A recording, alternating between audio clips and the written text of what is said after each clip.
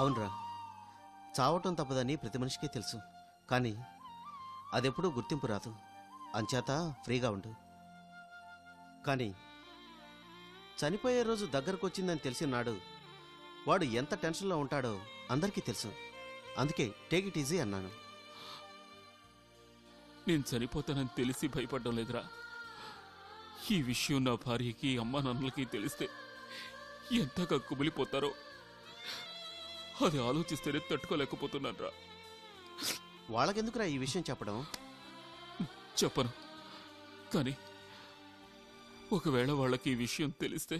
అర్జున్, ఇప్పుడు తెలియకపోయినా నువ్వు చనిపోయిన రోజున తెలుస్తుంది కదా.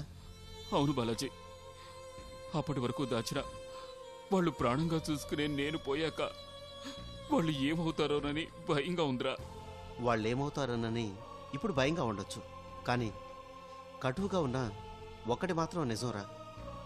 చనిపోయిన ప్రతివాడు అదృష్టవంతుడు అంటారే, ఎందుకో తెలుసా? ఎందుకురా? చనిపోయిన వాడికి బాధలు తెలియవు కాబట్టి.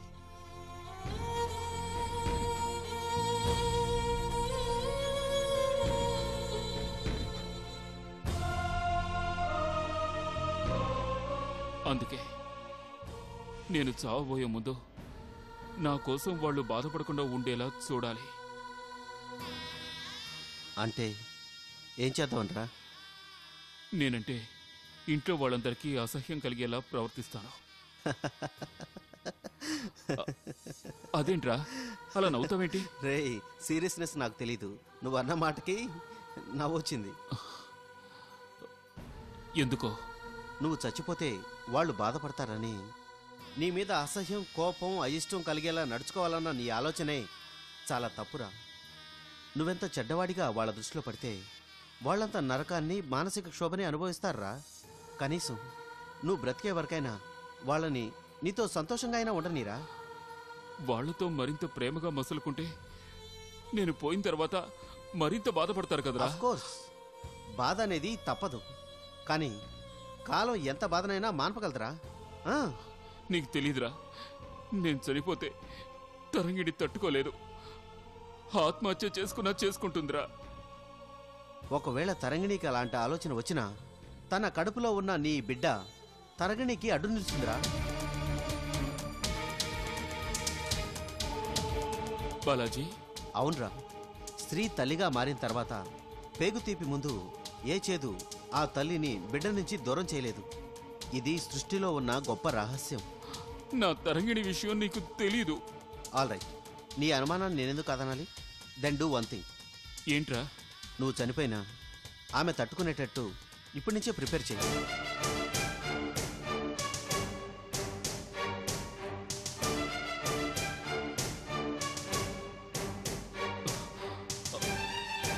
ఎలారా? అనుకున్న వెంటనే మార్గం దొరకదు కదరా. ఆలోచించు. బట్ నువ్వు మాత్రం రిలాక్స్గా ఉండు. టెన్షన్ ఎక్కువైతే నాకు తొందరలో దూరం అవుతుంది.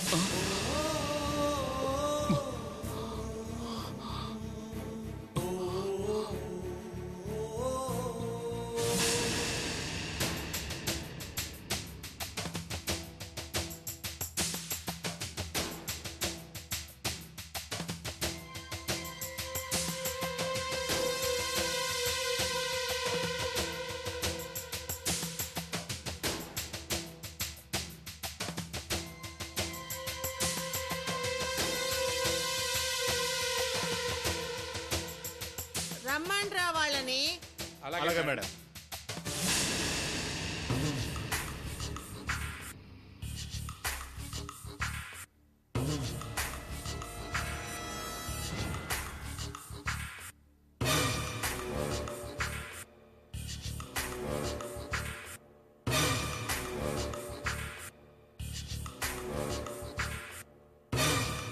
ఓహో, మహాప్రతివ్రత శిరోమణి, నీతిని కాపాడే షేర్ ఖాన్.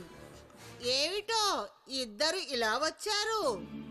మేడం, మీకింత శక్తి సామర్థ్యాలున్నాయని తెలియక తెలివి తక్కువ తనంతో తప్పు చేశాను.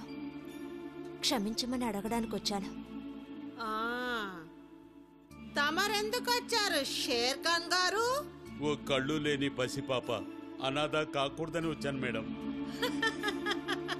శబాష్ రే.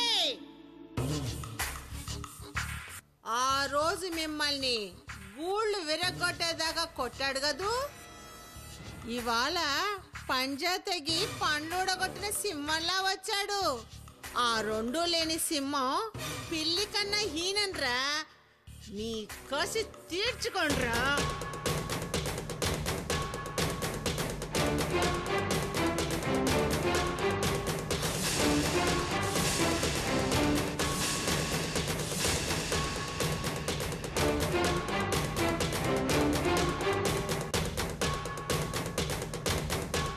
ఇంకా చూస్తారేం రా, కొట్టండి.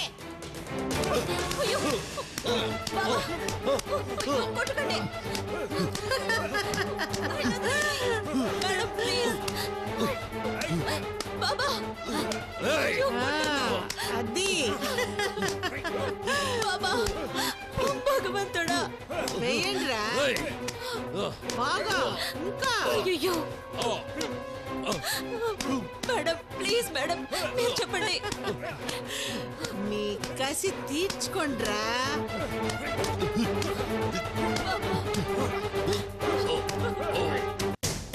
ఇతను షేర్ ఖాన్ రే. ఇతనికి ఉన్న అవయవాలు ఏవి పని చేయకుండా కొట్టండ్రా.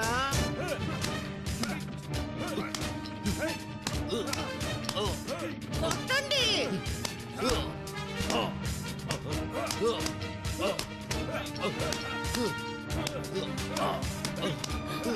బాగా. ఇంకా ఇంకా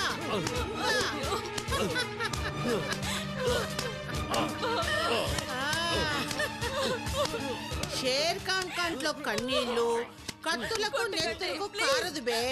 మంచివాడికి కష్టాలు వస్తేనే కంటిలో నీరు కారుతుంది. శబాష్ షేర్ ఖాన్. మంచి కోసం నమ్మిన మనిషి కోసం నవ్వుతూ ప్రాణాలనైనా ఇచ్చే నీ ధైర్యానికి నిజాయితీకి నా జోహార్. అరే పాగల్, మంచి అనేది మంచు లాంటిది. అది చూడ్డానికి చల్లగా అందంగా ఉంటుంది, కానీ కరిగిపోతే కనిపించదు.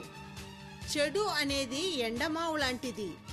ఎంతో దూరం లేదు, అందుకోవచ్చని పరుగులు పెట్టిస్తుంది. అదిరా పాగల్, చెడకున్న పవర్. ఏదో చేద్దామనుకున్నారు, నన్ను ఏం చేయగలరు? ఎస్, నా పవర్ ఏంటో చూశారు కదా. ఆ దామోదరాన్ని జైల్లో చంపించింది, ఎస్ఐ మీద కేసు పెట్టించింది ఎవరో తెలుసా? నేను. నా దగ్గరున్న ఆడపిల్లల శీలం దేశాన్ని ఏలే వాళ్ళైనా, దేహి అని అడుక్కు తినే వాళ్ళనైనా పెంపుడు కుక్కల ఆడించే శక్తి ఆడదాని శీలానికే ఉంది. అందుకే ఆ వ్యాపారంలో దిగాను, ఎదిగాను. నన్ను బెదిరించి గెలవగలిగిన మనిషే లేడు. అర్థమైందా? చెడు ఎడర్లో ఎండమావులని నువ్వే అన్నావుగా. నీ ముగింపు కూడా అలాగే ఉంటుంది. ఇంకా నీ పొగరనగలేదురా నిన్ను. Please madam, please. మేము మీతో వాదించడానికి రాలేదు. ఎస్ఐ గారిని ఎలాగైనా కేసు నుంచి విడిపించండి. దానికి మేమిద్దరం ఏం చేయాలో చెప్పండి, చేస్తాం ప్లీజ్. శబాష్. అలా రండి దారికి. నెంబర్ 1, నువ్వు నేను పంపిన ప్రతి వీటుడి దగ్గరికి వెళ్ళి వాడికి ఆనందాన్ని ఇవ్వాలి. ఇక ఈ షేర్ ఖాన్ గాడు నా ఇంటి వాకిట్లో కాపలా కుక్కలా పడి ఉండాలి. అలా అయితేనే నీ ఎస్ఐని కాపాడుతాను. ఏది మరొక్కసారి చెప్పండి. వినాలని అంతాసిగా ఉందా? అయితే విను. నెంబర్ 1, నువ్వు నేను పంపిన ప్రతి వీటుడి దగ్గరికి వెళ్ళి వాడికి ఆనందాన్ని ఇవ్వాలి. ఇక ఈ షేర్ ఖాన్ గాడు నా ఇంటి వాకిట్లో కుక్కలా పడి ఉండాలి. అలా అయితేనే నీ ఎస్ఐని కాపాడుతాను.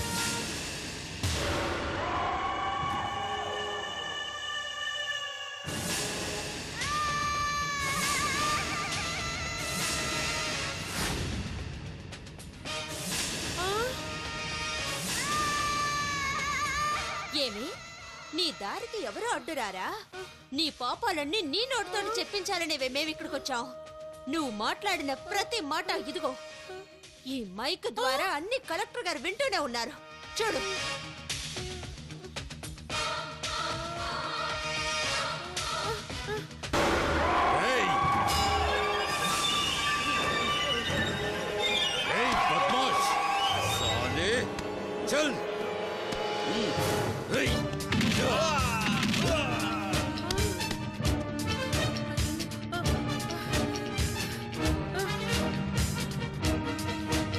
అది కాదు ఎస్పీ గారు. నీది ఒక ఆడజన్మేనా? ఇంకా నోరెత్తుతావా? SP arrest her. అది కాదు ఎస్పీ గారు, నన్ను అరెస్ట్ చేస్తారా? కలెక్టర్ గారు అంతా స్వయంగా విన్నారు. మర్యాదగా స్టేషన్ పద. బ్రతిమాలుతున్నారా ఎస్పీ గారు? అది కాదు మేడం. లుక్ మిస్టర్ ఎస్పీ, క్రింద అధికారులు సిన్సియర్గా పనిచేస్తున్నప్పుడు వాళ్ళని కాపాడితే దేశంలో ఇలాంటి చీడ పురుగులు చెలరెగవు.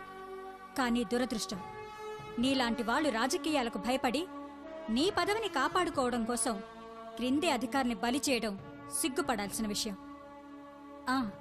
Well done Manasa, keep it up. Thank you madam. Shere Khan గారు, మీలాంటి మనుషులు ఊరికొక్కరుంటే చాలు, మంచికి కీడు జరగదు. నడో. నడుస్తాను కలెక్టర్. ఇప్పుడు నువ్వు చెప్పినట్టు నడిచినా రేపు మళ్ళీ మెడం తిప్పి నడుస్తాను. నా పగ తీర్చుకుంటాను. రే షేర్ఖాన్, ఇప్పుడు శత్రువు మానస ఎస్ఐ కాదురా నువ్వు. నిన్ను పాతి పెట్టేదాకా నేను నిద్రపోను. ఏంటి ఆలోచిస్తున్నావు?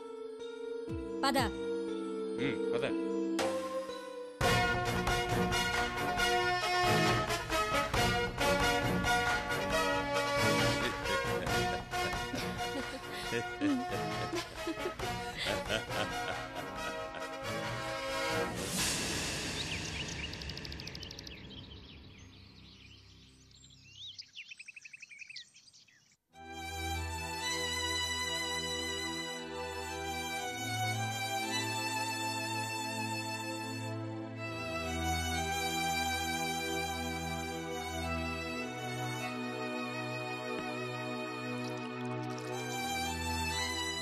అనుకున్న వెంటనే ఆలోచనలు రావురా.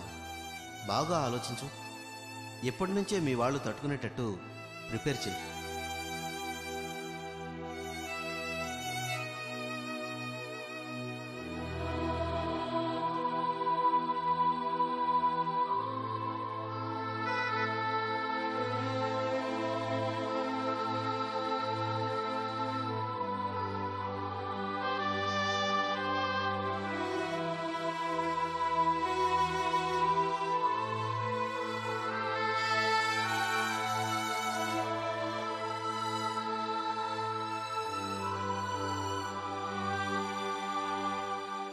అదేమిట్రా, సాంబార్ అంటే మొహం చిట్లించుకునేవాడివి, ఈవేళ సాంబార్లోనే ఇడ్లీ ముంచుకొని తినేస్తున్నావు.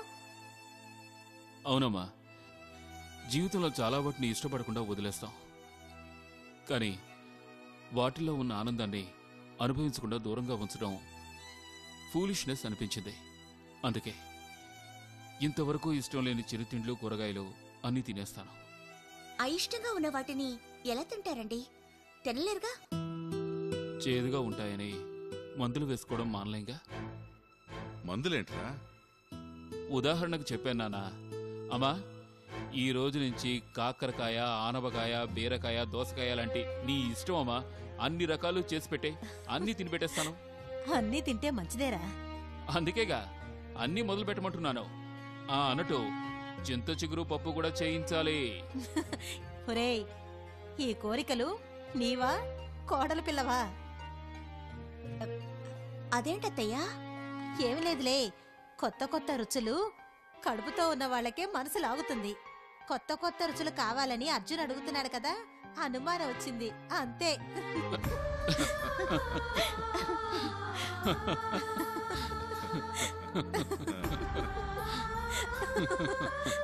మా ఆవిడిగారే కాదు తల్లి కాబోతున్నది, నేను తండ్రిని కాబోతున్నాను. అలాంటప్పుడు నాకు కోరికలుండవా ఏంటి? ఊరుకోండి, మీరు మరీను సిగ్గు లేకుండా మాట్లాడతారు. ఇది మరీ బాగుంది. సిగ్గెందుకంట? తండ్రిని కాబోతున్నందుకు గర్వంగా ఆనందంగా ఉంటుంది. కానీ అవునరా, నా సపోర్ట్ నీకే. నీ ఇష్టం వచ్చినట్టు రెచ్చిపోయి మాట్లాడు. ఈ ఆడవాళ్ళు ఏమనుకున్నా సరే మనం మగాళ్ళం. చాలండి, పెద్ద మగాళ్ళు. నవమాసాలు మోసి కనండి చూద్దాం. మగాళ్ళంట మగాళ్ళు.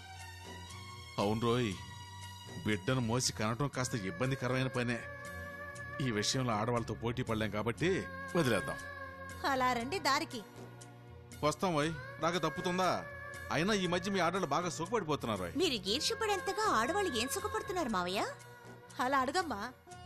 సుఖపట్టంలా మరి పూర్వం కనీసం 4 పిల్లల కంటే తక్కువగానేది కాదు ఒక్కో ఇల్లాలు. ఇప్పుడు 1 ముద్దు 2ది వద్దు అని ఓ బిడ్డను గనేసి హాయిగా జాలీగా తిరిగేస్తున్నారు.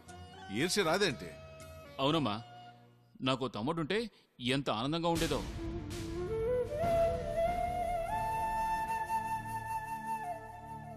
ఒరేయ్, నీకు తమ్ముడు పుట్టినా నీ అంత మంచివాడయ్యుండేవాడు కాదురా. అలా ఎందుకనుకుంటావమ్మా? వాడు నాకంటే మంచివాడై ఉంటాడేమో, నాకంటే మిమ్మల్ని ఇంకా బాగా చూసుకునేవాడేమో. అరే ఇప్పుడు ఆ టాపిక్ ఎత్తకురా. నాకు ఈ వయసులో నువ్వు కోరుకున్నది తీరే కోరిక కాదు. చాలే ఊరుకోండి. 60 నిండుతున్నా ఏమిటా మాటలు? అవునవును. తరంగిణి, నాన్నగారు షష్ఠి పూర్తికి మనం చేయవలసినవన్నీ గుర్తున్నాయా? భలేవరే, అన్నీ గుర్తున్నాయి. అయితే నువ్వు ఏ ఒక్కటి మిస్ కాకుండా అవన్నీ షష్ఠిపూర్తి కార్యక్రమంలో నడిపించాలి. అరే ఎప్పుడో మార్చి 15వ తారీఖు నాటికి ఇప్పటి నుంచే హడావిడేంట్రా? అప్పుడు మీరిద్దరే కాదు, పుట్టబోయే బాబో పాపో కూడా మీ పెత్తనంలో భాగం పంచుకుంటుంది. ఆ టైంకి నేను ఉండకపోతే?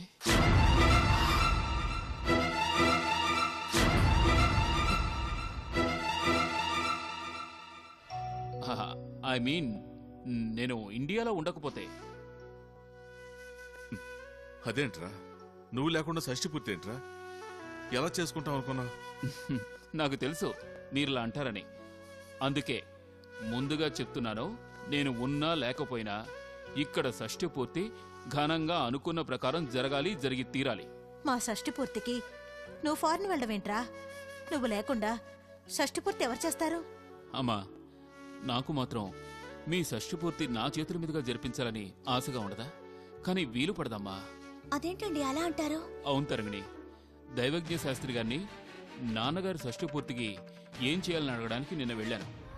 ఆయన షష్ఠి పూర్తి అంటే మళ్లీ పెళ్లి లాంటిది, కన్న తల్లిదండ్రుల పెళ్లి బిడ్డలు చూడకూడదు, ఆయుక్షీణం అవుతుంది అని చెప్పారు. అందుకే నేను ఆ టైంలో ఫారిన్ పనులు చేసుకోవాలని నిర్ణయించుకున్నాను. ఏంట్రా, ఏంటి నువ్వు చెప్పేది? ఆయుక్షేణం అని చెప్పారా? అవునన్నా.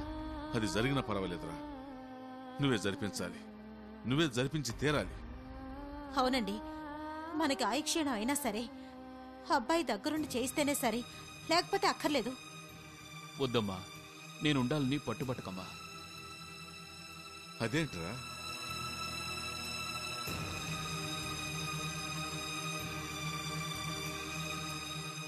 అవునన్నా, ఆయుక్షేణం మీకు కాదు, శాస్త్రి గారు నాకని చెప్పారు. అలాన్నారు శాస్త్రి గారు.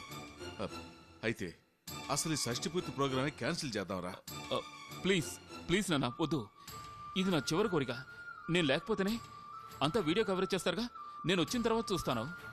అది కాదురా, అలాంటి దోషం ఏదైనా ఉన్నా శాస్త్రి గారు చెప్పినా ఆయనే ఆ దోష పరిహారానికి ఏదో మార్గం కూడా చెప్తారు. అది చేస్తే సరిపోతుంది. శాస్త్రాన్ని నమ్మినప్పుడు దానికి గౌరవం ఇవ్వడం మంచిదమ్మా. మనం ఒత్తిళ్లకు లొంగి తయారు చేసిన ఉపశమనాలు ఫలితాలను ఇవ్వవమ్మా. అయినా నా మాట కాదనకు. ఒకవేళ వీలు పడక నేను మీకు దూరంగా ఉన్న ఈ షష్ఠి పూర్తి జరగాలి. ఏమంటావు తరంగిణి? రే అర్జున్, నువ్వు మా షష్ఠి పూర్తికి ఏ ఫారిను ఎక్కడికి వెళ్లకుండా ఎక్కడే ఉండేటట్టుగా అదే శాస్త్రి గారితో చేపిస్తాను చూడు. అదెలా నాన్న? అదే మ్యాటరు.